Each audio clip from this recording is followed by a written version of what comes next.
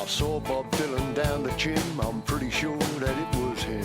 He was squatting 60 pounds as all the talent hung around. I thought I saw him crack a smile, I'd know that profile anywhere.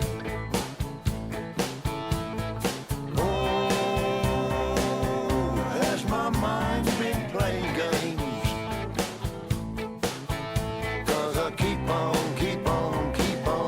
rubbing shoulders with these names.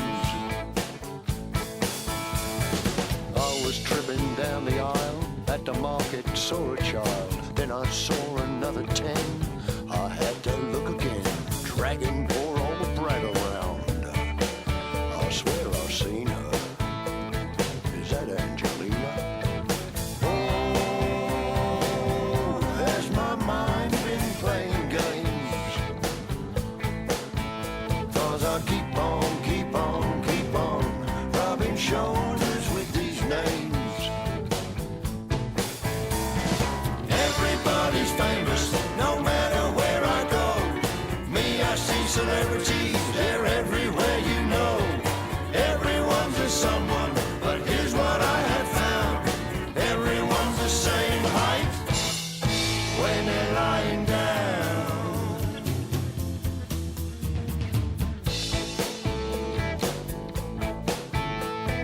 Down at Walmart, stood in line, the sun is out, the weather's fine. Then some fella pushes in, waving a pack of aspirin. Al Pacino jogs my wife. He's a lot smaller in real life. Oh, has my mind been playing games? 'Cause I keep on rubbing shoulders with these names. Everybody's famous, no matter where I go. Me, I see celebrities, they're everywhere, you know. Everyone's a someone, but here's what I have found. Everyone's the same height when they're lying down.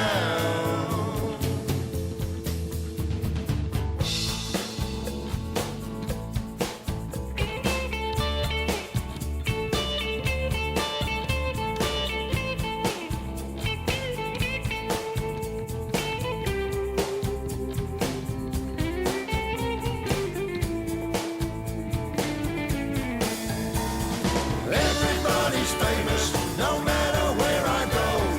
Me, I see celebrities, they're everywhere, you know. Everyone's a someone, but here's what I have found. Everyone's the same height.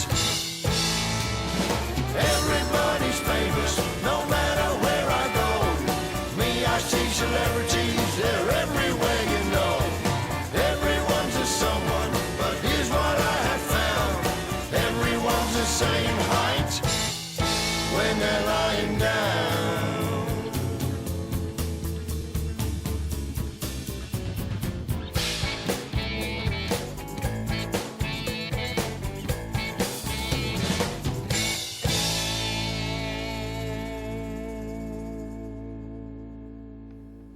That's the fellow we were talking about the other week, Joe Brown, no less. Joe Brown minus his brothers. That's a song from an album he made in the year 2008 called Joe Brown, More of the Truth, and that's a song called Everybody's Famous. Good morning. The number to ring if you want to contact this programme, and there's no reason to be afraid. Give us a ring at 08459 555 678. The email address is jerry.anderson@bbc.co.uk, and the text messaging service is 81771, isn't that it? I always forget that. I don't know why. 81771. My mind is beginning to disintegrate. Even though my bodily health is improving, have you noticed I'm talking now like a normal person? I'm almost well again. I'm 99% of the man I used to be, which is a terrible thing to say because it wasn't great at the beginning. The number again, 08459 555 678. Other people contact me. There's a gentleman who says, Dear Friday Puppet Chin, that's my name on a Friday, not much to report this week apart from my ongoing campaign to get Grumpy Graham from Talkback and The Nolan Show his own regular spot on Radio Ulster. I emailed Wendy about this, but she ignored me like dirt because I is Protestant. Well, that may not be the reason. I know who you're talking about. Grumpy Graham, I hear him every now and again on with Nolan. There are serial talkers every once in a while who are very concerned about the world around them, and they feel as if they need to tell Nolan and Wendy on a daily basis. If you're not familiar with Grumpy Graham, he's the bloke who phones in every day and has no sympathy for nobody, no matter what, no matter how unfortunate their circumstances. He's my hero. If his wife was hit on the head by a meteorite, he'd say to her, well, if you go to the shops without wearing your body armour and a crash helmet, what do you expect? That sort of bloke, you know the type, Gerry. There are more Grumpy Grahams per square inch in Northern Ireland than anywhere else in the universe. Well, you see, what's happened is, you see, now I don't like to talk about this because Nolan doesn't like it and Wendy maybe not like it either. I'll ask her at 12 o'clock. But since the Troubles ended, you see, and nobody knows why they ended.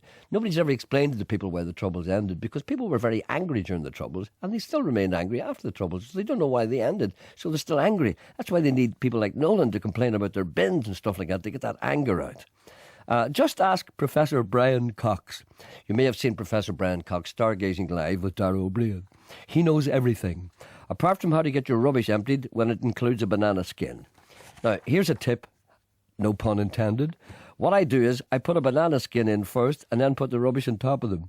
That way the rubbish disposal personnel, they used to be called bin men, but now they're called RDPs, they get really peed off because by then it's too late to put CSI tape around your wheelie bin. Apparently they won't do anything with your wheelie bin as left as a banana skin. Did you know that? On a totally unrelated subject, did you know that a cup of hot chocolate costs £2.25 at Lochshore Car Park at Jordanstown? A council-run cafe. Disgrace if you ask me. And he says, continue on, which I do. I always do. The world's in a state of chassis. The centre cannot hold.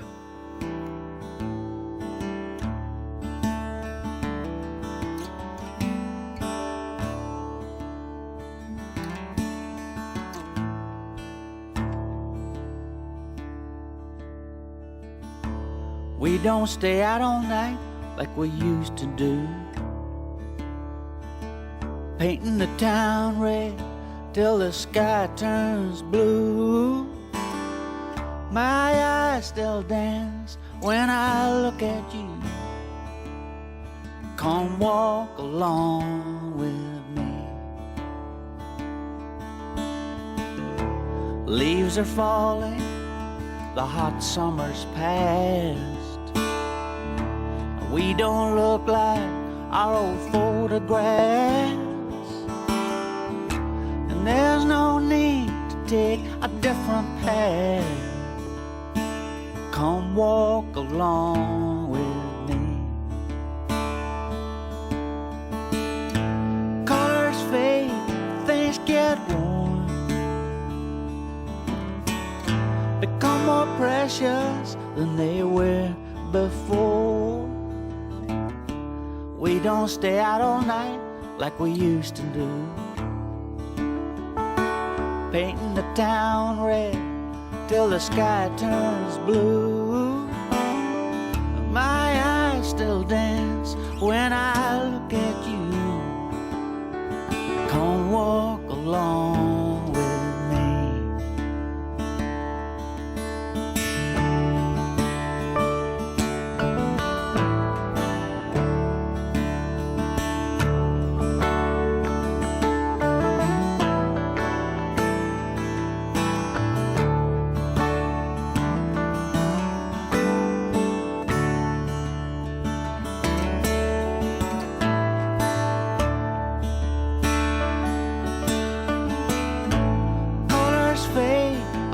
get worn, become more precious than they were before. Leaves are falling, the hot summer's past. We don't look like our old photographs. There's no need to take a different path. Come walk along with me. Come walk along with me. Come on and walk with me.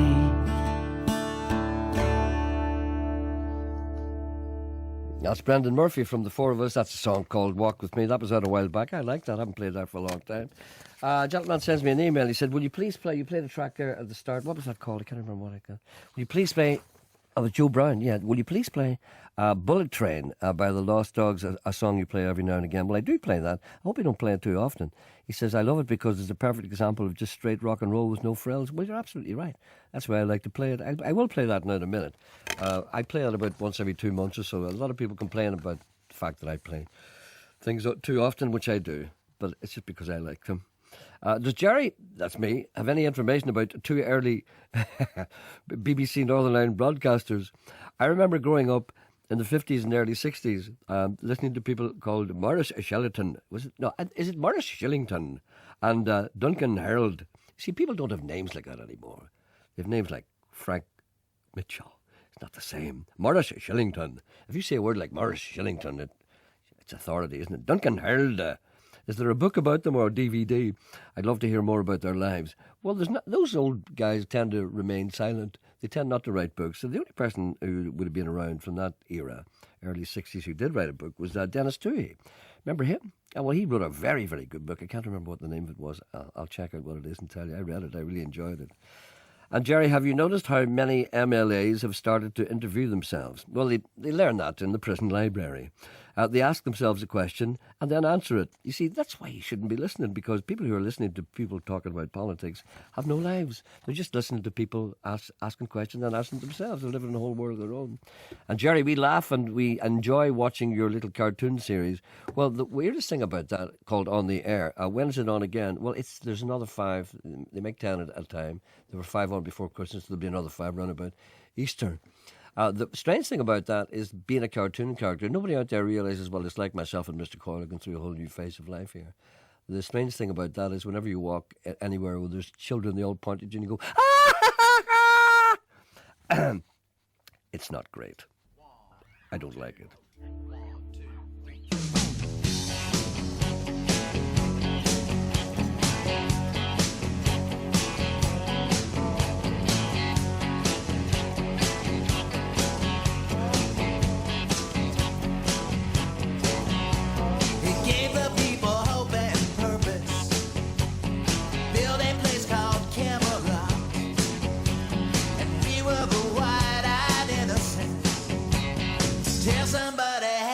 Shot.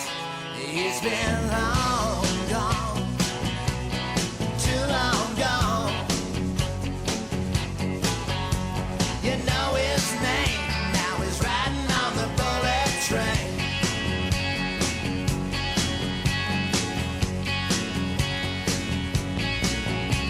I have a dream, said the black man, when we'll all study war no more. Equality is said for everyone here. Then they shot him on the 2nd floor. He's been long gone, too long gone. You know his name, now he's riding on the bullet train. Riding on the bullet train. Riding on the bullet train. Riding on the bullet train.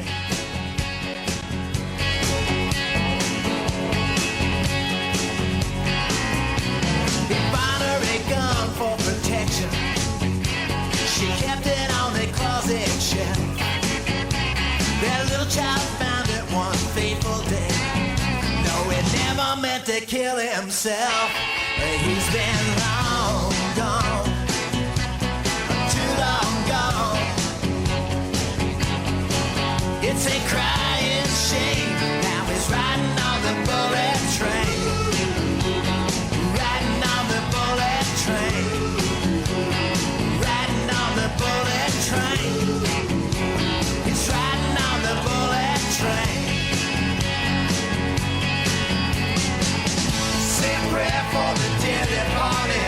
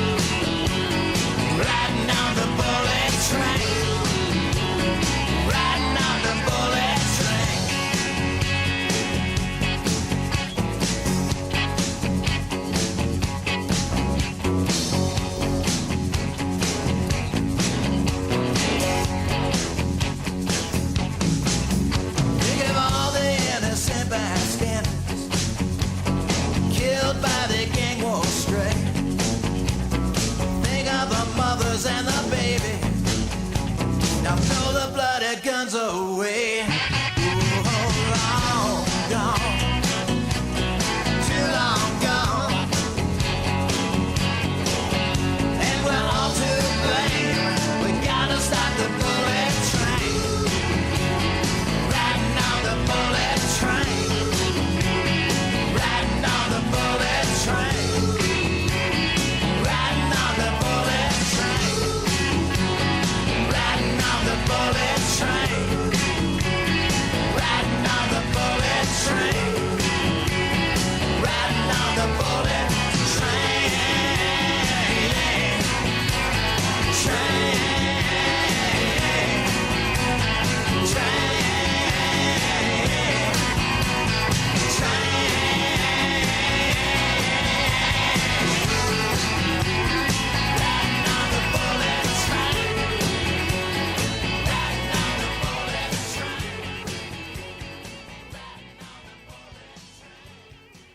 Oh, brilliant. That's the Lost Dogs, Bullet Train. They should play that on the Derry Belfast line to embarrass the people. Gerry, do you have any Dr. Feelgood? Would love to hear them from Mark in Belfast. No, I haven't with me at the moment, but that's a good idea. I must look up some and play it during the course of next week. And could you also play a song called Wielded by John Edgar Vaux for Vincy and all the bowling club in DPK? I don't know where that is. Deer Park? No, I don't know. I would ask Hugo, but I know he wouldn't play it. Oh, what a cruel thing to say, and follows other wounding things about Hugo, which I will not read because, after all, Hugo is a human being. Isn't he? Great start to the show, Mr. Anderson. It beats the stuff. Hugo again. Oh, look at that. An insult for Coyle, and also an insult, a double insult for Hugo and Sean Coyle at the same time. I'm not going to read this stuff. I've never heard his wee show, but the mind boggles. Keep her lit, says Donald. And, dear morning, Mr. Anderson, said Patricia, I'd like you to play a song for me. I can't remember the correct name of the artist, but one of the lines is Bill Clinton ain't Indian. Oh, that's Roxy Gordon. ROXYGORDON, and so on. If you can't play it, please give me the details so that I can Google it. I listen to the programme and listen every day. Well, thank you very much indeed. It's good. Well, it's good to know that you're listening. It's Roxy Gordon. It's called ROXYGORDON. He's he's an Indian, basically, stroke white man singer who is no longer with us. He passed away. But his legacy lingers. Another gentleman writes to me, I know you don't like to play requests, but I also know you're a lover of good music and are constantly trying to open the minds of your listeners. Well, sometimes it's difficult without a can opener, so that they can explore other forms of music and voices other than the everyday pop stuff. Well, we like to cater for everybody. For instance, now, one of the finest voices in Ireland is coming in today to sing for us. That's Tommy Fleming. He'll be singing live about 11:10. I'm looking forward to that. You are no doubt an admirer of Kate Bush. Oh, Kate Bush is my favourite. Because she's slightly mad, who in my opinion is one of the best female artists in the world, and you may know her roots, but maybe your listeners don't. Well, yes, Kate, her real name is Catherine Mary. Her mother, Hannah Daly, came from Dungarvan in County Waterford. Oh, it's well known that Kate Bush has got a love of the Irish. Doesn't she feature the buran, and indeed the lambig drum, and many of her compositions? It was a big influence on her music. Kate Bush recorded Irish traditional songs like My Lag and Love, and even singing in Irish the song Nyana Erin, Woman of Ireland. Her self-penned Jig of Life is a real fusion of Irish traditional music with her own unique style. That's true, actually. People who don't realise that, they realise that about Kate Bush. Of course, she took a back seat. She stopped touring. She only did about one short tour and then she packed it in. Couldn't handle it. Thank you for that. An unusual snippet of information is that Kate Bush recently recorded vocals for a version of She Moved Through the Fair by Rolf Harris. I don't think I'd like to hear that for some strange reason. I think that would be... that's not too far for me.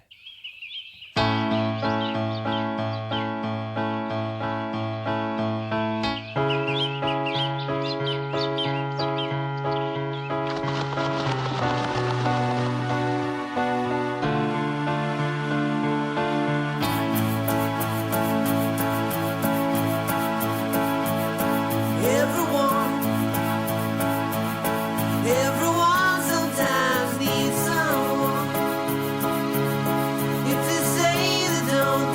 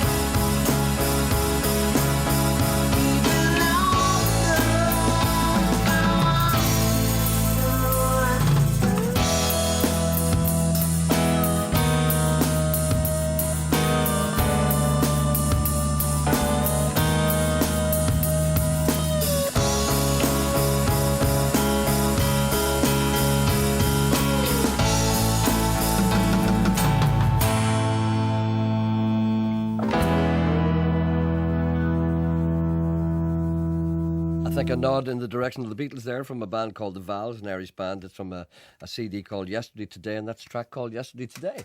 Gentleman writes to me, a mild complaint. Dear Gerry, I have cause to visit your city, Derry Stoke London there at the end of this month. A night in a well-known hotel is costing me 120 quid a night. What? At the end of February, I'm going to Lanzarote, where I got a 2-bedroom beachfront apartment for only 80 quid a night. Your maiden city is an essential visit for all visitors to our fair isle, but I can't help thinking I will enjoy the sun in Lanzarote more than watching the rain fall vertically in Derry Stoke Londonderry. No, sometimes the rain flies horizontally because of the strong winds. I would say you get a hotel much cheaper than that, because the hotels in Derry are very reasonable. Try the City Hotel or the Tower Hotel or the Everglades Hotel. I'm sure you'll get that cheaper. Gerry, what's he here? What about Barrington Dolby and Harrington Smythe? Best names ever. Nobody's called those names anymore, just like my mate Billy George, also known as Augustus Gloop. Thank you. What about the wee tune by Fieldberg, Dreamin'? Can you give it a whirl or just play? Ah, well, okay, I might. Who's the best fella? Jokes here. Who's the best fella in the hospital? The ultrasound man. Yeah, right, from Connor and Ballycastle. Thank you. A clean joke for Gerry to read out to the listeners. Another clean one will follow. If he doesn't read them out, I can only assume he appreciates only crude jokes. No, I like jokes that aren't crude. 2 chemists go in for a meal. See, the listeners mightn't understand this. I may have to explain this later. 2 chemists go in for a meal. The waiter asks what they would like to drink. The first one says, H2O, please. The other one says, I'll have H2O too. The second guy died. To explain that. See, H2O is water. H2O2 is hydrogen peroxide. Brilliant music today, Gerry. Oh, don't flatter me, please don't. Oh, no, please don't flatter me. Gerry, could you maybe play the song, I think it was called Midnight Train by the Red Hot Chili Peppers, and where could I buy it? It's on an album called Music for the Kilted Generation. Google the Red Hot Chili Peppers, Music for the Kilted Generation. And another request, please don't play Shoot the Lights Out. Okay, I won't. Seamus Heaney's writing to me again. Oh, she'd leave me alone. Bumbling bees in dancing trees talk of this and that. Dressed up like a rugby team, can't run 'cause they're far too fat. Poor Willie John was hung at dawn, so mean, so cruel, so horrid. Mum sobbed to niece, capiche, capiche. At least he got a good day for it. 3 blind mice were throwing dice when a voice cried out like thunder, 3 blind mice, stop throwing dice. I am Detective Stevie Wonder. Moss grew on a stone in County Tyrone, though wind and cold and rain. Having no central nervous system, it felt neither ache nor pain. As thin as a needle or pin, wee pretty Donna Maguire. She rubbed her legs together one night and set herself on fire. I believe that's known as spontaneous combustion. Look at me, said bug-eyed Flea. I neither sow nor reap. On Nolan's arse, much blood I pump every night when he's asleep. An excited newt tried on a suit in a draper's down in Cork. With a reptilian roar, it made for the door, trousers too tight around the fork. Unhand me, sir, you Unhand me, sir, you dirty cur, cried a damsel full of ire. Geordie chuckled like a cad through another log upon the fire. A piece of cement was tired and spent, so it fell down with a sigh. A surveyor who was looking up got it right in the eye. A man with a striddle was playing a fiddle in a town near old Clonmel. A strumpet ran between his legs and rang the old church bell. Oh, bury me beside the sea, said Sean, breathing hard. So next day at dawn they buried Sean under the sea of Coulter's Knacker's yard. I have enough of that old stuff. Time for men who sing in bars, men who sing on wooden stools and playing Avalon guitars.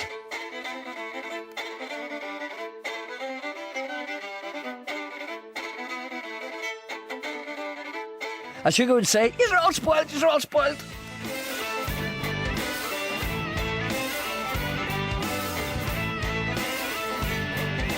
Back after news with Tommy Fleming live.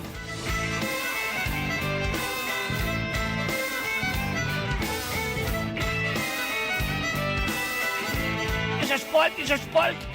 We thought we had a good against the fence, you live beyond the fence. Victims of the circumstance, or riders of our fame. We're proud enough to cast a stone, but not enough to lose our homes. And now it's done, we haven't shown the things that would still. Should've stopped and think about it, would've brought the mind out, so we could start the world and shout it at us to our face. Would we even listen then, or could we only see the damage when the dust is settled and we found this other ways? Echo, wind does blow, one has nothing to show. Seats on time to go, no more stones to throw.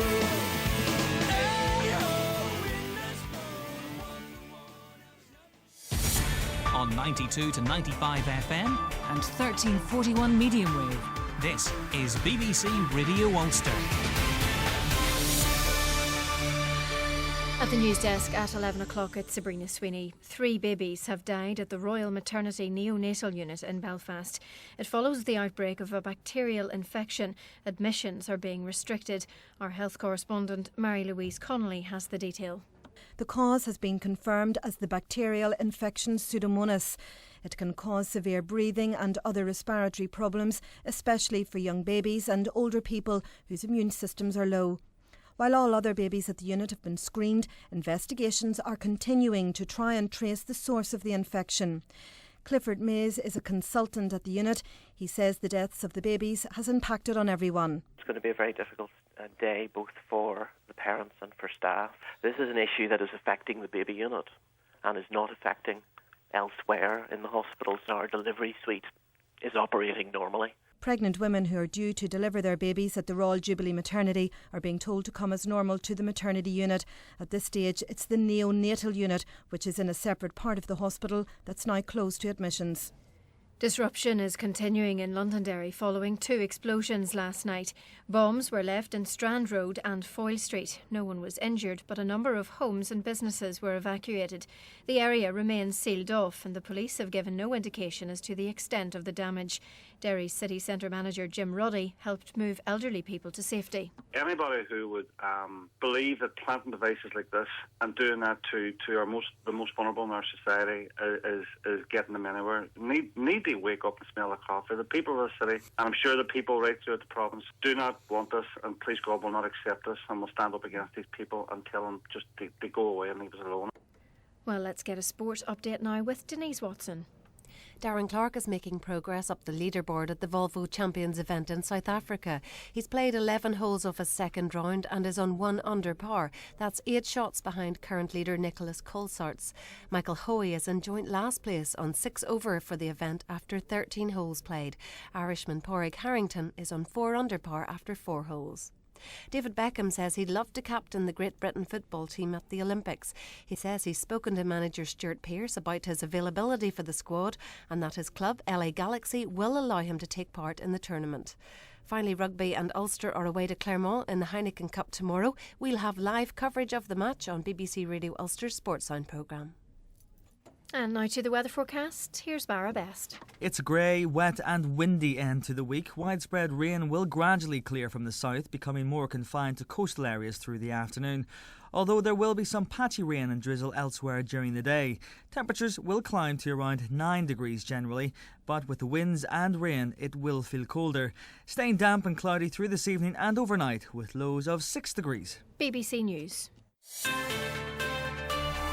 BBC Radio Ulster. Travel news. Major traffic disruption continues in Derry this morning. Foyle Street, Bridge Street and John Street remain closed, as does Strand Road between Harbour Square and Rock Road. The Foyle Expressway is also closed to traffic travelling from the City Hotel direction at Water Street. Diversions are in place. On to roadworks now, and resurfacing work continues on the Upper Newtownards Road between the Hollywood Arches and the Sandown Road. And looking ahead to the weekend, in Grey Abbey, Main Street and the Portaferry Road will be closed to traffic. That's between the Newtownards Road and the Ballybrien Road, and that's from 6 a.m. until 2 p.m. on Sunday. Elaine Marley reporting. Travel news on BBC Radio Ulster.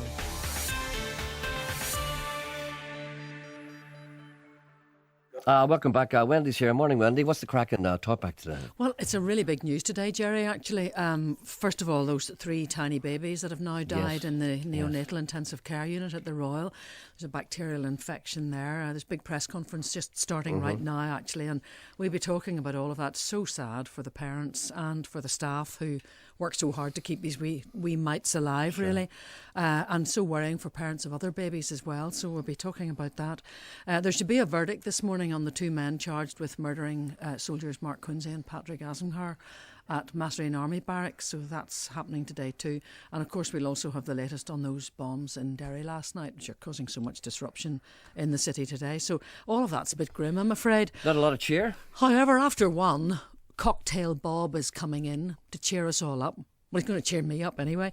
He's honing his skills for the Cocktail World Cup, and I've very kindly volunteered to help. You'll be asleep at 3.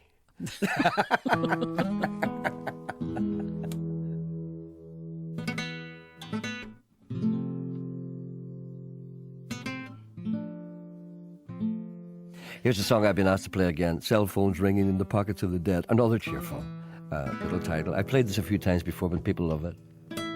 Willie Nile.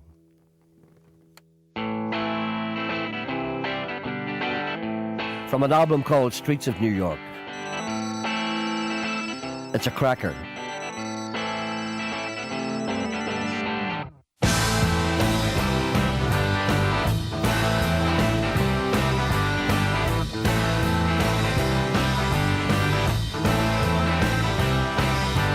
Blind man begging for a little crust of bread. Rich lady wondering what the undertaker said. Cell phones ringing in the pockets of the dead. Cell phones ringing in the pockets of the dead. Hey! Hey!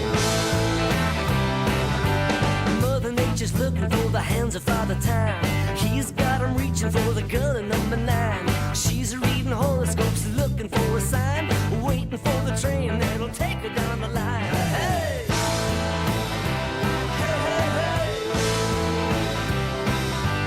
Cell phones ringing in the middle of the street. History's telling stories that a sailor won't repeat. Believers and infidels are fighting in the heat, while bodies of the innocent are covered with a sheet. Hey, hey! Hey, hey, hey! I said, hey! Hey, hey, hey!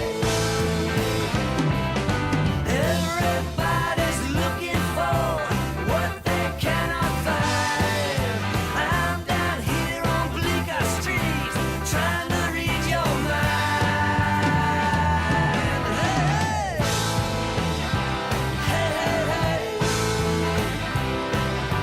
Santa Claus and Robin Hood are doing what they can to feed the poor and soak the rich and help the fellow man. While senators and congressmen are working on a plan to get some more vacation time to get a deeper tan. Hey!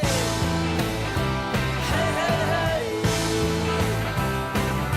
Sheena's in the jungle trying hard to keep it real. The doctor's in the alehouse trying to cop a feel. The Count of Monte Cristo wants to make another deal. Dracula's in the kitchen and he's looking for a meal. Hey! Hey, hey, hey! I said, hey! Hey, hey, hey! Everybody's looking for what they cannot find. I'm down here on Bleecker Street, trying to read your mind. Hey!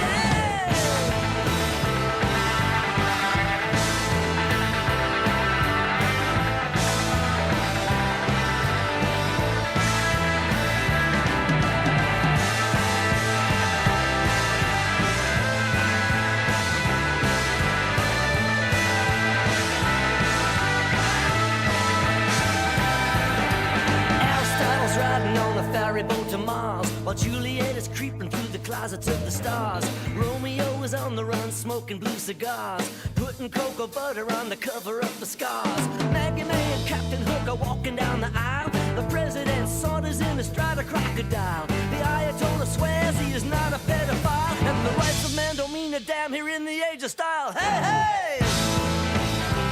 Hey, hey, hey! I said, hey! Hey, hey, hey! Cell phones ringing in the pockets of the dead. Cell phones ringing in the pockets of the dead. Cell phones ringing in the pockets of the dead. Cell phones ringing in the pockets of the dead. Hello? Hello? Is anybody there?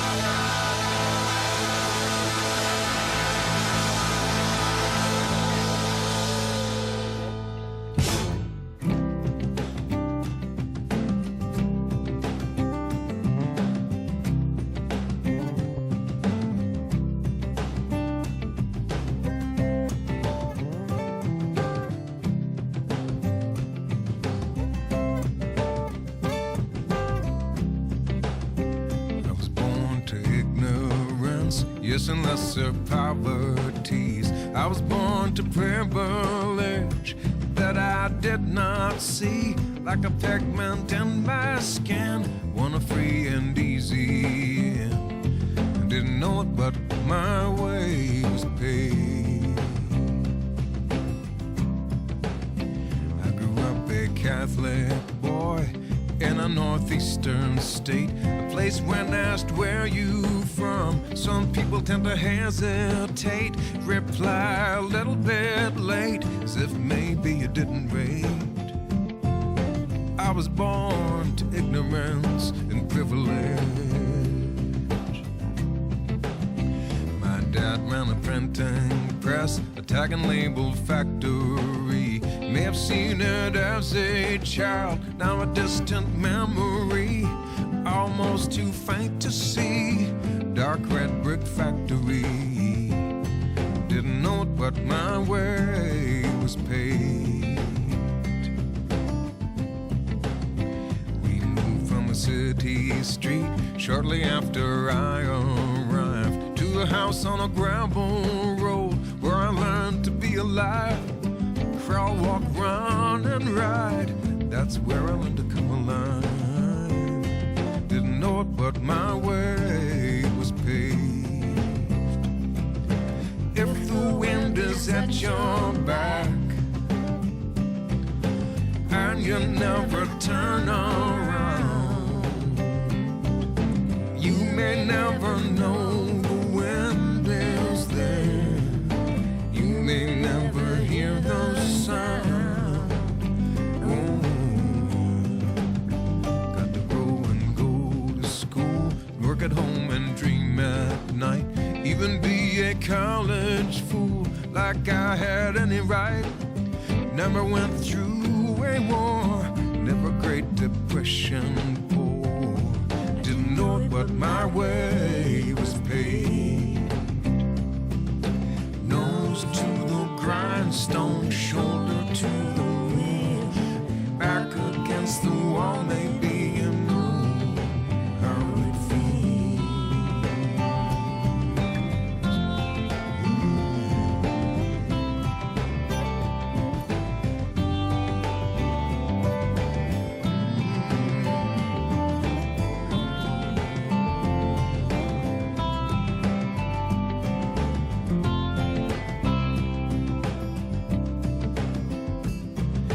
If the wind is at your back and you never turn around, you may never know the wind is there. You may never hear the sound. Whoa. I was born to ignorance, yes, and lesser poverties. I was born to privilege that I did not see, like a pigment in my skin, one free and easy. Didn't know it, but my way was paid. 'Cause I was born to ignorance and privilege.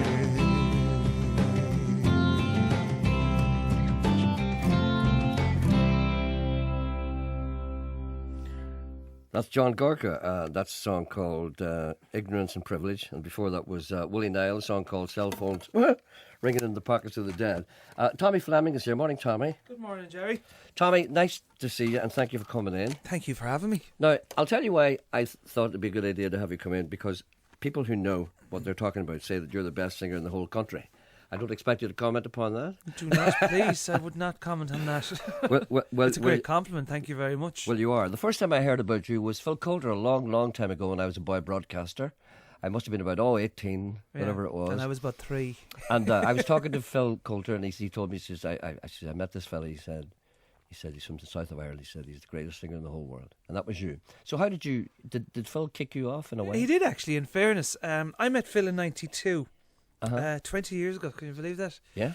I was 19. Yeah, and I met Phil in '92 at a charity function in Westport in County Mayo. You're from Sligo? I'm from Sligo. Yes. And I actually didn't know who he was at the time, which is the strange thing. Good for him. And he introduced himself to me and then invited me on the Irish tour, which, if you put this in context, I was actually playing in pubs and clubs to rowdy, noisy people banging glasses, shouting and Going roaring. past you, going to the toilet, knocking exactly. the guitar and stuff. And I was brought from there to do the concert hall in Dublin, the University Concert Hall in Limerick, the Cork Opera House, and then from there I was brought into Carnegie Hall.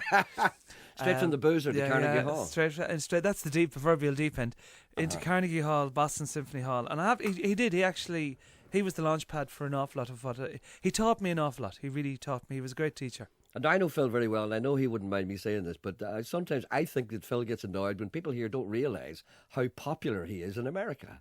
John Hume used to be the same. He used to say to me, "Do you realise that Mike Clinton's my friend?" I said, "Well, do you want a pint?" No, do you not realise that? You know, just sometimes when you do that, throwing the toys out of the pram. Do you know the way Ireland is? People, I include Northern Ireland as well, of course. No, if you go in, you're a huge star in America, and you come back and you go into your local booze, and the boy says, "Well, what have you been doing?" "Oh, well, I was in Carnegie Hall there with President Clinton." He said, "Oh, were you? How long are you staying home?" You know, they're not interested. They are not interested in any way. But my dad's like that, so am I to a degree, because at the end of the day I could come back and say, I did a tour of such a place that I met whoever, flipping God, I met Barbara Streisand, whoever. Gandhi. And he just say, all right, yeah. And his motto is, at the end of the day, they're all the same as you and I. They put their trousers on one leg at a time and good luck. But it's but you see, it's not about, I'll tell you one thing. There was one particular girl who I knew, and she became very, well, I suppose I'm rounding it down, she became very kind of well known in America, and she came home and she was standing, and people didn't really know how well known she was in America, you know, but I knew, you know, because you're in the business, and people didn't really know. And I was talking to her, and I said to her, it must be great, you know, if you can come here and, you know, just stand, you know, because I knew she couldn't do that in America. She couldn't go out into a restaurant on her own. She couldn't, because people would be around her. Yeah. I said, it must be great here, you know, being able to stand here and have a drink. She said, no, it's not. She said, "No, I want people around me." I hate that. No, but I thought that was really honest. Yeah. She didn't like people not knowing her anymore. That's what I love about home. I just go to the local pub and nobody gives a hoot. Like no, they don't care. If you say, I met, you know, who was it? Barbara Streisand. They don't say what was she like. I just won an Oscar. Yeah. No, they don't continue the conversation, because you continued and you say, I met Barbara Streisand and she was really nice, and they're going, yeah, right. And they're not saying, well, what was she like? They're not saying that. They're not interested. So you have to stop now. Yeah. But I don't blame them. I mean, why would they be? It's like, well, what did that do to your head? Was it good for you or bad for you? it's good for me, I think. I like it. I don't do the fame thing very well, Gerry. I really don't. No, but at the beginning. At the beginning, sorry. How did that affect you? I loved it. I loved it. I did. I was terrified. I was 21, and I was absolutely terrified of it. I didn't. And knowing Phil, he probably didn't give you any money either. Now, in fairness, I'm going to defend him on this one. I am going to defend him here. Actually, it was one of the best wages I got for a long time. I was getting more. I was getting paid more than I was getting paid in the pub. Do you look at you playing Carnegie Hall? I brought you out of a pub. Sure, what do you want money for? Yeah, I know. Yeah, that's true. Sometimes you get that, don't you? You do, yeah. Don't you? It's like, hang on a minute now. But I'm only joking. Phil's not like that. Yeah. I mean, obviously, that was a whole new world. It was a completely new world to me, and it was brilliant, because the furthest I'd ever been was probably the UK. Yeah. And then, like, landing down in Kennedy Airport was an experience in itself. Had you ever been to America? I'd never been to the States before. No. And just everything, it was kind of, and by the second week I felt like I'd lived there all my life. I think I even had an accent by the time I left. But I toured it for 6 weeks with Phil, and it was great, because we were on a tour bus, and we did Canada as well. And it was a huge experience. It was a massive experience. Well, that kicked you off, yeah? It did. And in fairness, Phil actually introduced me to David Hayes, who has been working with me now for 19 years, who's my musical director and has been my producer for the last, how many albums? 10 albums. Oh, fantastic. And it's so through Phil I met David as well. He was in the band with him. So I owe a lot to Phil for that. I really do. Well, I'm just looking at your latest, your platinum collection. I got this a while back. This is a hell of a good record. This is really, really good. It's 3 CDs. And you've got all kinds of guests on that. The late Christy Hennessy. Christy, great man, lovely man. You two of you don't sound dissimilar. You've got that kind of quality of voice that you have. And Cara Dillon's on, of course, to be interested, from Dungiven. Phil, of course, and Dedanan. Of course, you played. I fronted Dedanan for 2 years. Yeah. Yes, lots of things to talk about. Will you sing something for us before we go any further? I will, actually. Sing whatever you like.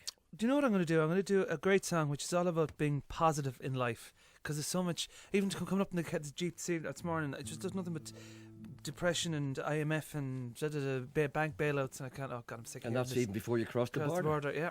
Who's this man with you? This is my trusted friend and a great musician, Mr. Conal Early from Dublin. Okay. Conal's been working with me for a good few years now. But this song anyway I got this from Mary Chapin Carpenter in '94, and it's all about being positive in life and letting go of the bad parts of your life. And I have to add that Mary Chapin Carpenter is a fan of this programme. Oh, very good. So if you're listening, Mary, thank you for the song. Yes, she listens every now and again. So anyway, this is called Jubilee. Okay.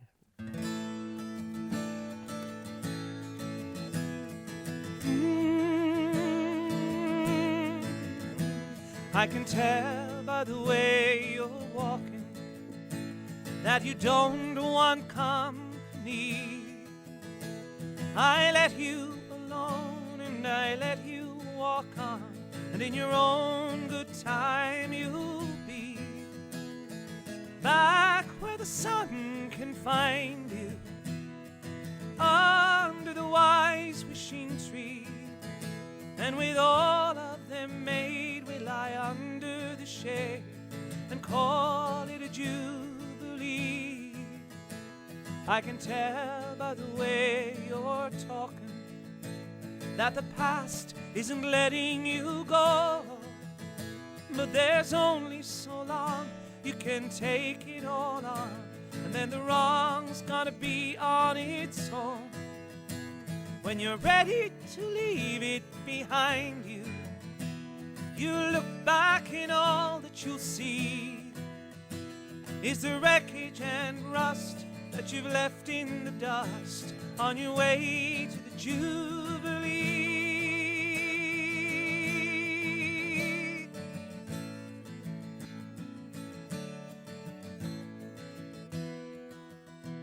I can tell by the way you're listening that you're still expecting to hear your name being called, like a summons to all who have failed to account for their doubts and their fears. They can't add up to much without you, and so if it were just up to me, I take hold of your hand, sing, come hear the band, play your song at the Jubilee.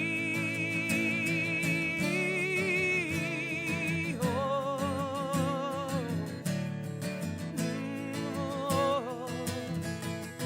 oh, oh,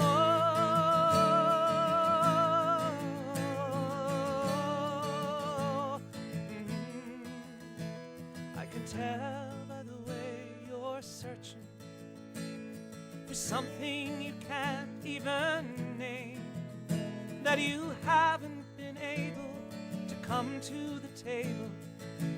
Simply glad that you came. And when you feel like this, try to imagine that we're all like frail boats on the sea, just scanning the night for that great guiding light, announcing the Jubilee. I can tell by the way you're standing, with your eyes filling with tears, that it's habit alone keeps you turning for home, even though your home is right here, where the people who love you are waiting under the wise wishing tree. May we all be considered, then straight on delivered down to the Jubilee. 'Cause the people who love you are waiting, and they'll wait just as long as need be. When we look back and say those were halcyon days, we're talking about Jubilee. When we look back and say those were halcyon days, we're talking about Jubilee.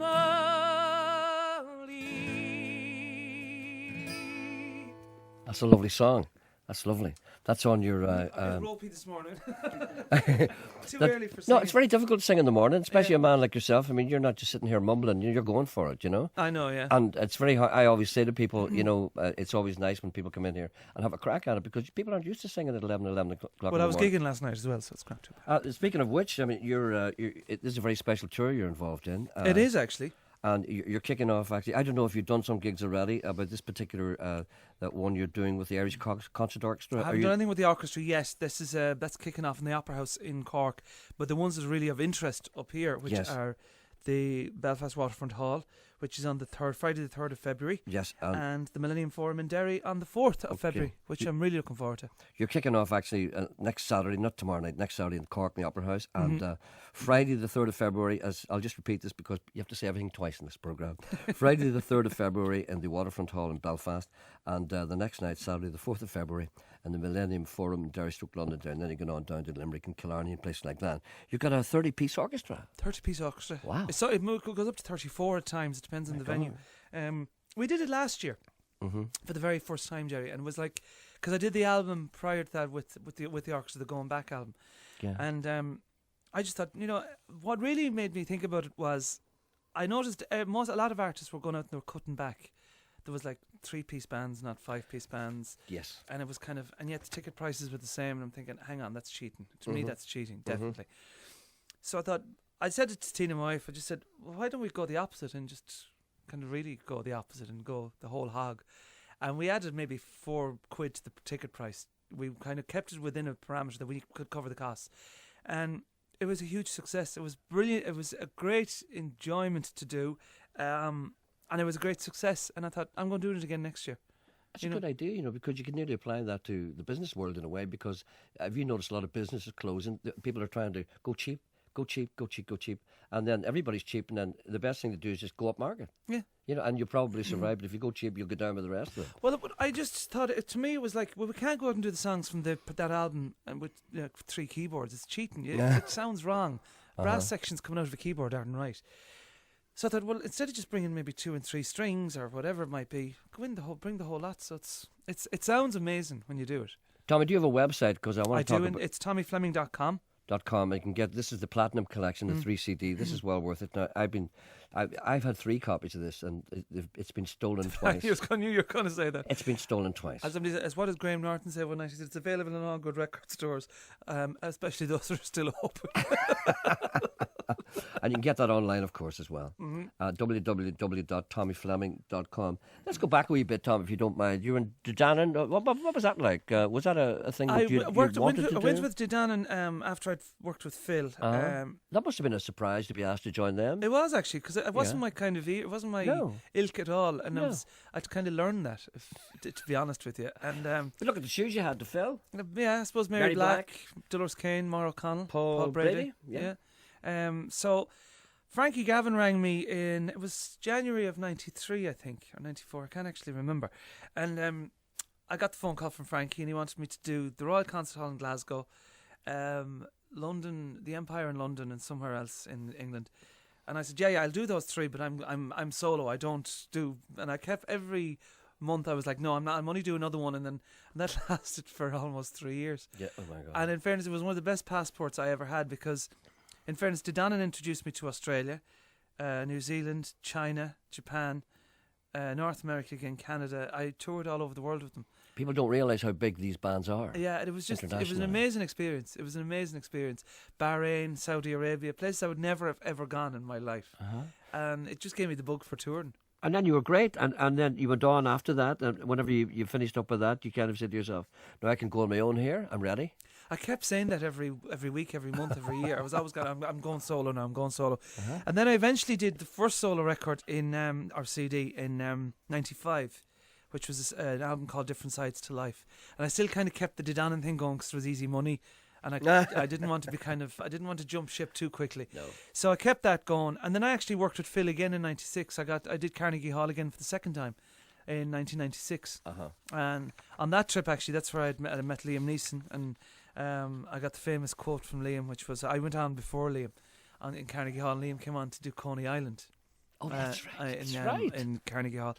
And he came on after me and he turned on and he says, "How do you follow that? I hope he doesn't take up acting," which I thought was brilliant, a great compliment. I will find you and I will kill you. Yeah. Yeah. I was standing beside him and it was like, hang on. I was He's like a like 6 hobbit. foot- I was like a hobbit beside him. He's like 7 foot. Yeah. He's 6'5" or something, isn't he? 6'4". And hands 6'5". like shovels. And I just a lovely guy. And the family, I got to know his family actually really well. I got, his mum Kitty's a great right. friend of mine, lovely woman. That's right.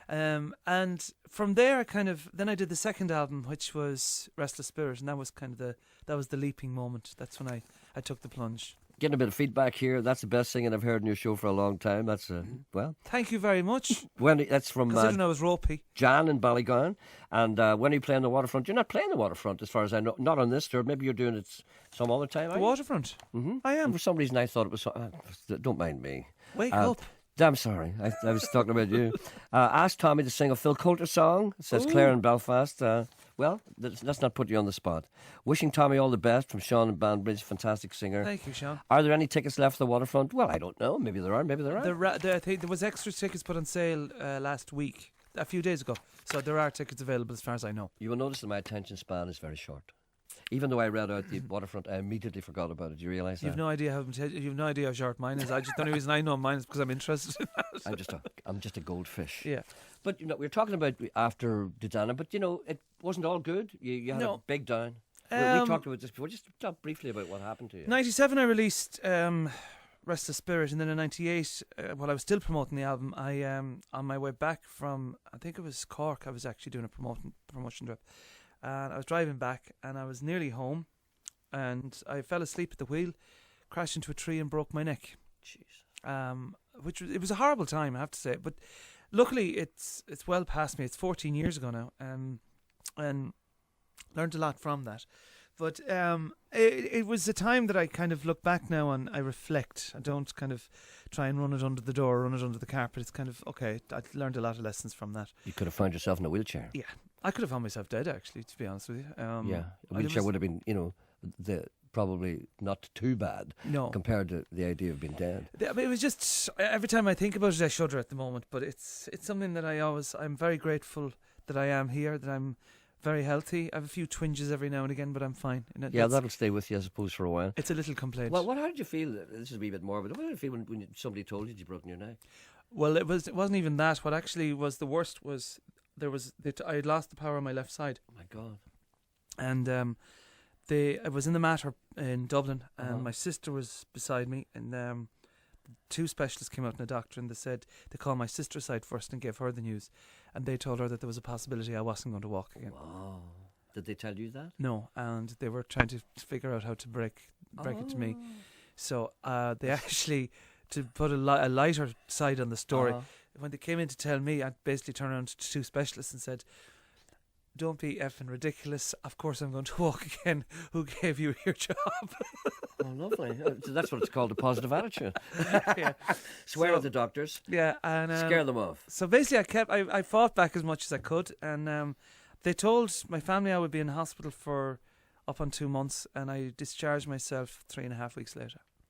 That was a very silly thing to do. It wasn't actually, because I could, in fairness, everyone says, "Well, that's not stupid." Well, it was and it wasn't, because I was surrounded by people that were very ill, and I couldn't deal with that at all. I needed to be in a positive place, if that makes sense. Are you a very kind of driven person? You seem to be. You must be. I would have just lain. This man will tell you, yeah, I would have just lain there, Yeah. No, I would be driven. Yeah, I would be driven. Yeah, I'd be very determined. If I need to do something, I need to do it. It's very simple, and it's going to be done right. All right then. If I know that sounds probably No. I'd be very much a half full glass, never half empty, and if you can't go around the mountain, then go through the bloody thing. That's simple as that. All right, then. All right then. Will you do another wee song for us? Of course I will. Anything at all you like? Do you know what I'm going to do? And Conal and I were just discussing it outside, and when I mentioned that I used to be playing in pubs and clubs, and I used to go around playing guitar. I was never any good playing the guitar, hence the reason I have the brilliant Conal Early here beside me. But I used to, myself and my cousin were doing this little two-piece duo in the pubs when we were about 15 or 16. And I think this song is from my favourite word, circa 1985, from a band called Spandau Ballet. Oh, yeah. And I was 15, yeah.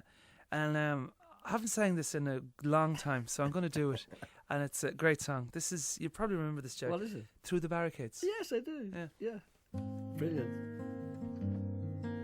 I hope I remember the words. Christy Murr was in here a couple of weeks ago and he forgot everything. That's age. Mother doesn't know where love is gone. She says it must be youth that keeps us feeling strong. I see her in a face that's turned to ice, and when she smiles she shows the lines of sacrifice. And now I know what they're saying as the guns begin to fade, and we made our love on wasteland and through the barricades. Father made my history. He fought for what he thought to set us somehow free. He taught me what to say in school. I learned it off by heart, and now that's turning to. And now I know what they're saying as the sun begins to fade. And we made our love on wasteland and through the barricades. Born on different sides of life, for we feel the same, the feel of all the strife. So come to me when I'm asleep, and we'll cross the lines and dance upon the street. And now I know what they're saying in the music of the parade. And we made our love on wasteland and through the barricades. Oh, turn around and I'll be there when it's gone right through my heart without playing the game. When I thought we were the human race, we were just another borderline case. And the stars reached out and touched us, but there's always one escape. Oh, I don't know where love has gone. Within this troubled land, desperation keeps us strong, and Friday's child is through the soul. There's nothing left to lose, there's everything to go. And now I know what they're saying, it's a terrible beauty we've made. And we made our love on wasteland and through the barricades. And now I know what they're saying, it's a terrible beauty we made. And we made our love on wasteland, going through the barricades.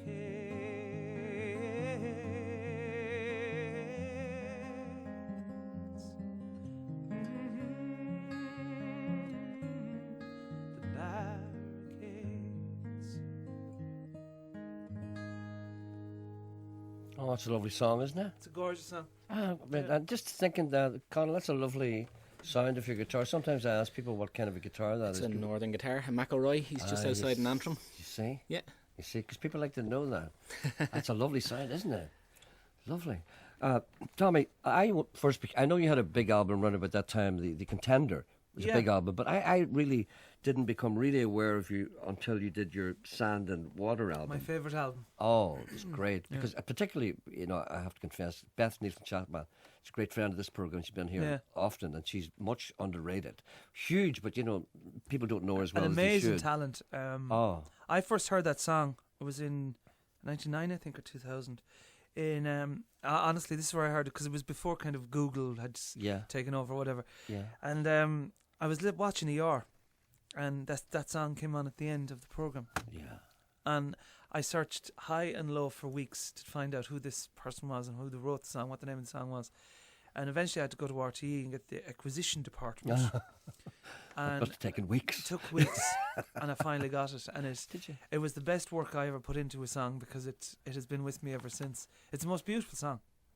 And now that we're talking about it, I probably have to sing it. No, you don't. No, you sing whatever you like. I think it's a gorgeous song. It's a very sad but very emotional, but very beautiful at the same time. I just think it's a great song. And she's such a genuine. Have you met her? I've met her twice. Oh, it's lovely person. A man by the name of Tommy Fleming saved my life on the morning of the 31st of January 1955 after a house fire. Please sing anything to my hero. God. That's not you. No, I Another obviously man not. Not in 1955. Carol from Cumber says the first time she heard you sing, absolutely brilliant, can't believe it. Brian, sorry, that's another one. Gerry asked Tommy when he's coming to do the concert he cancelled in Cushendall. Yeah, you see. I cancelled that I don't know. ago. Maybe you didn't cancel it. No, Maybe I didn't. It was these things happen sometimes. Well, I was with a promotional company that had made headlines in the last few weeks in the paper. Oh, so I can't mention them. Say no more. Say no more. So that's where that was. A little slip of the finger. Do you know something? I would love to come back, because I'm a friend of Cushendall's for many years. Beautiful place. The O'Neill family have been great friends of mine from there, and actually Rosalie Neeson lives in Cushendall, Liam's sister.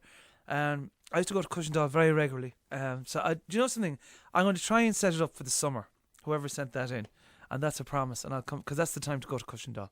Liam Neeson spends quite a lot of time there. So I'll be in Cushendall in the summer, I promise, and I'll do a concert in it. Ask Tommy when he's coming back to Omagh. I've been several places to see him. He is amazing. That's Bernie McElhinney in Omagh. When he coming back to Omagh, you don't. I was only in Omagh, actually. We were only in Omagh a few weeks ago. There you are. You before see Christmas, yeah. How little they know. We're looking forward to seeing Tommy in St Bridget's Chapel in Newry on the 25th of April. April, that's right. Yeah, we're doing. That was set up a good few months ago. And I love doing the big churches, because we go in with strings and the whole lot. And you did the Basilica Knock, for God's sake. And that's. I know there was 5,000 seats in that. I did a documentary one time about the miracle and that kind of thing. And I'd never been in the Basilica Knock before. What a gig! It's very hard to say that, but you're kind of going, "This is a great venue." It's brilliant. It's like a Millennium Dome. Yeah, and sadly, actually, who is a great friend of mine, Father Quinn, Monsignor Quinn, passed away there a few weeks ago. That's right. And he was a brilliant man. What a place! And this man who was so devoted to his life and in religion and everything else. Yeah. And the time there was the alleged apparitions again. That's why we were there. Yeah, that's why we were there. Yeah, what's his name? Funny. Joe somebody. Joe, I forget his name. Anyway, this guy came up to Joe Quinn, Monsignor Joe Quinn, and Joe was a great man, a real witty, very funny man. And the man that said to him, "You've got to pay attention to me. Our Lady's given me this message and everything else." To which Joe turned around and said, "Well, I'll tell you what you'll do." He said, "Next time she appears, will you tell her to give me the message herself?" Here's my mobile number. So it was very funny, but it's a great place. It's a great place. Talking about Sand and Water, but after that you did something. You just took off. You went to Africa. Yeah. Why did you? Was that directly as a result of your accident, and you had to think about things? There was a lot of reasons, Gerry. There was an awful lot of reasons. There was a lot of crap around me at the time. If that makes sense. You went away to work. It's basically charity work in Sudan. And everyone says to me, you always get the question of, "Oh, did you go over to give something back?" And everything else. No, actually, I didn't. I ran away. I deliberately ran away. Yeah, I did. And it's only now I can actually realise what I did. It was very... it was probably something to do with the accident, really, probably subconsciously. Your head was messed up maybe a wee bit. It was messed up a lot, actually, and there was a lot of people supposed to be running my career who were running it in the wrong direction. So I needed to... I always believe in, if you need to make something work and it hasn't worked in where you've been building it, so my answer is destroy it and rebuild it. Yeah. Yeah. And that's what I needed to do. So I needed to basically destroy the career that I had built to a degree and start from scratch. That's exactly what I did. And that's where Sand and Water was born out of. Well, I think that was the right decision you made. Build it and they will come. I had to do that because it was things were just there was so many roads leading in all the wrong directions, and I just said, no, I'm not doing this. I need to do it my way. And we go back to me being determined in what I want to do, and that's what I did. And I now, with my wife Tina, who's amazing, we run the ship ourselves. And we have a staff and we've 2 companies running, and it's quite easy actually. Where are you based, Tommy? Where do you live? I'm based in Sligo. Yeah. The office is based in Sligo, but I suppose my second home is Dublin because I'm I'm between the two constantly. But it's very easy with technology nowadays, Skype and whatever. You could actually have an office in the middle of nowhere in Craggy Island, and you could still have run it. People used to talk about that the day would come when you wouldn't have to live in a city. Yeah. But people still live in cities anyway because there's theatres and restaurants. That's true. Actually. That's the only reason. I don't miss the city. I really don't. That's the only reason people live in cities because you can go to pictures and there's theatres and there's restaurants. That's the only reason. Everything else is a pain in the arse. That's why cars were invented. Exactly. No, I have to say now, this is your platinum collection is a great introduction to, because I'm sure there'll be a lot of people listening to this program who actually aren't familiar with you, and I would suggest this is 3 discs. One is the Irish collection, the contemporary collection, the duets collection, and it's called Tommy Fleming, the Platinum Collection. It's just special. 40 tracks, and there's a website if you can't get that in the shop. If you can't find a record shop. If you can't find a record shop, it's open. www.tommyfleming.com. People are saying now that people never used to think that gigs were terribly important, but now they're everything, aren't they? Gigs were always important to me. It was the one place that actually, for several reasons. Number one, you could actually make a living from it. Number two, it's the only place I'm actually really at home. It's the only place that nobody can touch me for 2 hours. No phone, no nothing. But the gigs are really everything now. That's where, because record sales have just hit the ground. Gone completely. When you see the likes of huge acts like Madonna, people like that going back out to tour and tour and tour, there's something wrong. There's something wrong. But I suppose when they can gross or net actually 65 million on a tour, then I don't know why they have to go out and do another one. But you wouldn't do that because you wouldn't be happy. I wouldn't be happy. No, I wouldn't actually. In fairness, I wouldn't be. I wouldn't. No, I'd prefer to go out and do it my way.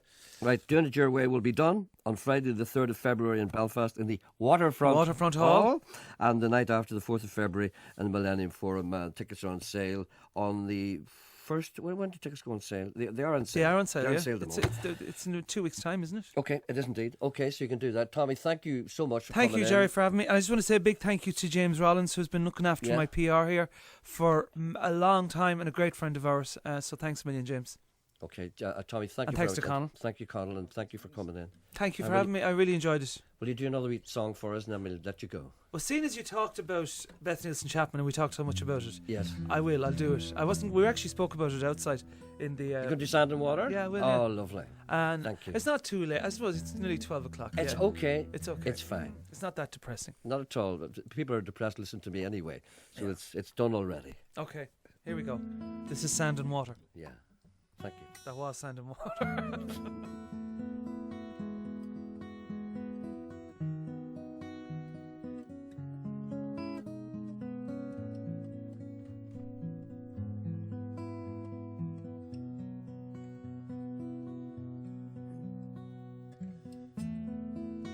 All alone night, didn't like the feeling.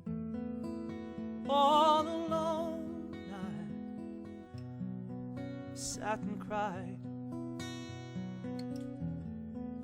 All alone night, had to find some meaning in the center of the pain I felt inside.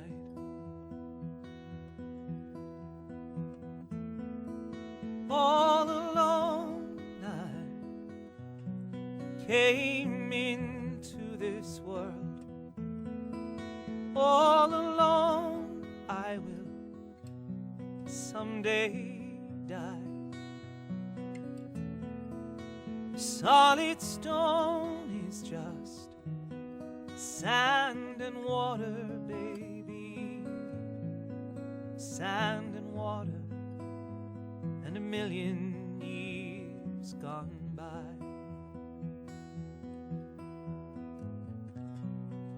I will see you in the light of 1,000 suns. I will hear you in the sound of the waves. I will know you when I come, as we all will come through the doors beyond the grave.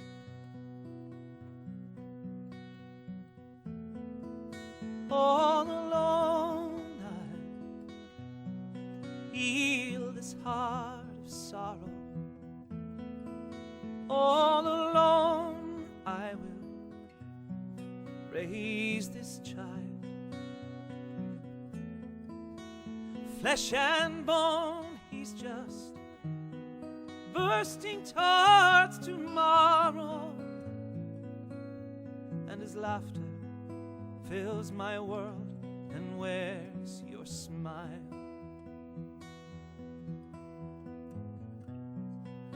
I will see you in the light of 1,000 suns.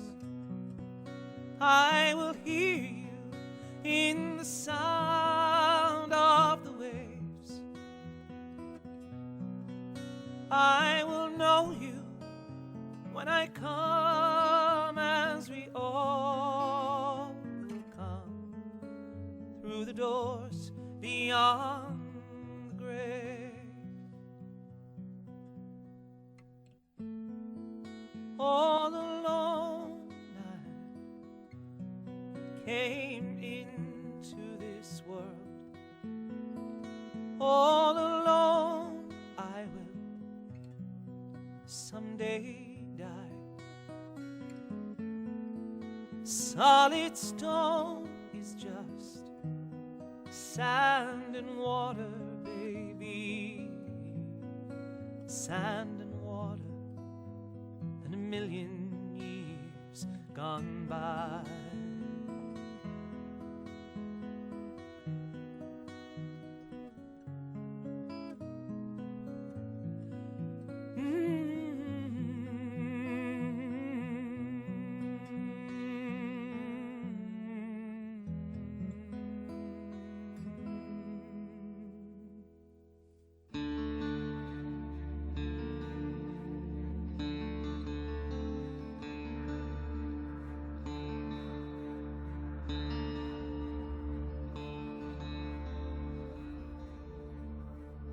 On Silvertown Way, the cranes stand high, quiet and grey against the still of the sky. They won't quit and lay down, though the action has died. They watch the new game in town on the Blackwall side. From their poisonous dreams, a vision appeared.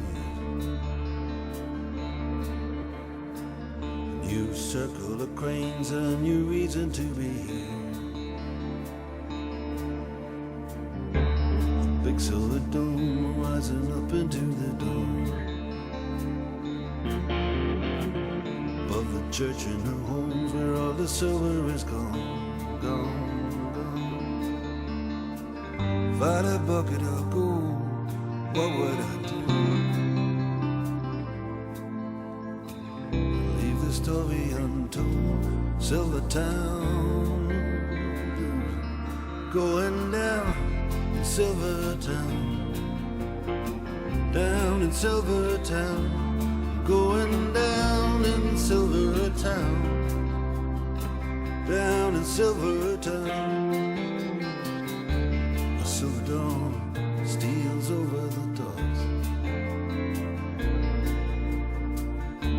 A truck with no wheels up on cinder blocks. Men with no dreams around fire in a drum.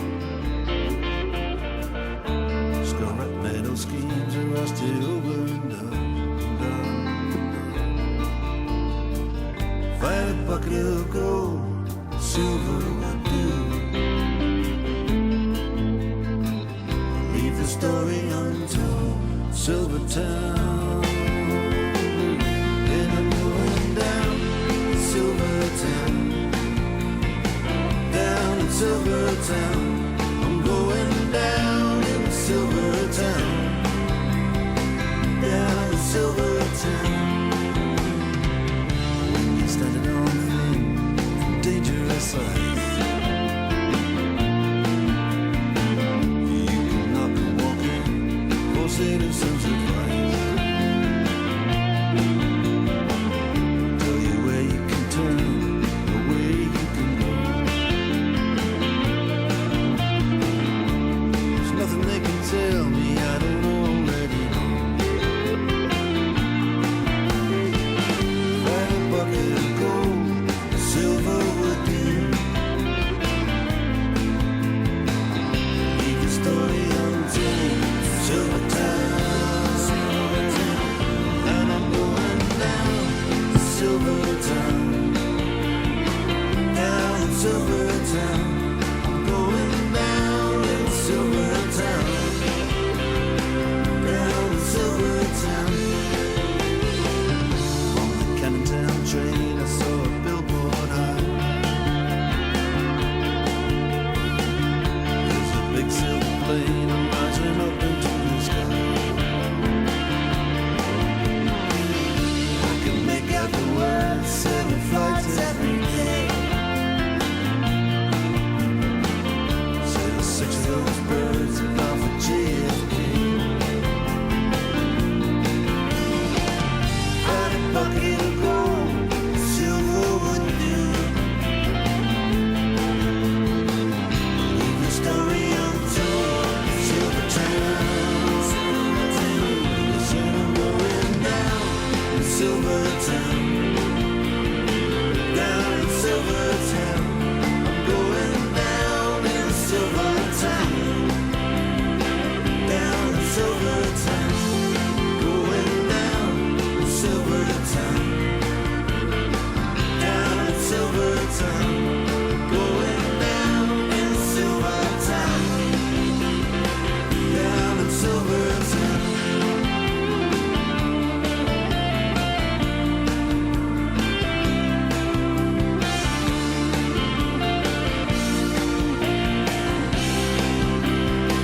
Down in Silver Town,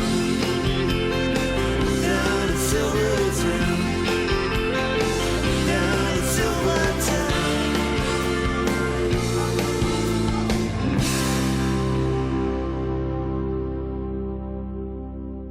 That's Mark Knopfler, of course. That's a song called Silver Town from his album Sailing to Philadelphia. What a great program today, I thought. Great music. Excellent. Thank you for Tommy Fleming. What a great singer. And Tommy was talking about touring, and a gentleman writes to me and he said, Brian Gallagher, a good friend of mine from near Enniskillen, he did a thought for a day the other day that tells exactly, it illustrates exactly what you're saying. Maybe you can find it. But the summary is a son of this gentleman is returning from a round the world trip, and the final leg of his journey is from Enniskillen out to where he lives on the local bus. After listening to his son telling these amazing travels, he said to his son, was there many in the bus?